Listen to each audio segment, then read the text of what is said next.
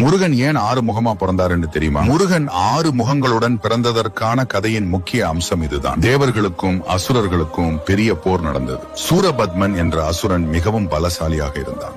அவனை யாராலும் வெல்ல முடியவில்லை. அவன் பெற்ற வரத்தின்படி அவனை அழிக்க சிவபெருமானின் மகன் மட்டுமே முடியும் என்று வரம் இருந்தது. ஆனால் சிவன் தியானத்தில் இருந்தார். தேவர்கள் அக்னி தேவனை அனுப்பி சிவனின் சக்தியை பெற முயன்றனர். சிவனின் சக்தி மிகவும் வலிமையானதாக இருந்ததால் அக்னி தேவனால் தாங்க முடியவில்லை. அவர் அதை கங்கை நதியில் விட்டார். அந்த சக்தி 6 தீப்பொறிகளாக மாறியது. கார்த்திகை பெண்கள் என்ற 6 பெண்கள் இந்த தீப்பொறிகளை குழந்தைகளாக வளர்த்தனர். பின்னர் பார்வதி திரும்பி வந்து அந்த 6 குழந்தைகளையும் ஒன்றாக இணைத்தாள். அப்போதுதான் முருகன் 6 முகங்களுடன் தோன்றினார். இந்த அசாதாரண பிறப்பு அவருக்கு சிறப்பான சக்திகளை கொடுத்தது. சூரபத்மனை வதம் செய்வதற்காக முருகன் தோன்றினார். பல திசைகளிலும் ஒரே நேரத்தில் பார்க்கும் திறன் இருப்பதால் அவரால் திறம்பட போர் செய்ய முடிந்தது. அதனால் அவரால் சூரபத்மனை வெல்ல முடிந்தது. மேலும் 6 முகங்கள் என்பது ஆன்மீக அர்த்தத்தில் 6 சக்திகளையும் குறிக்கிறது.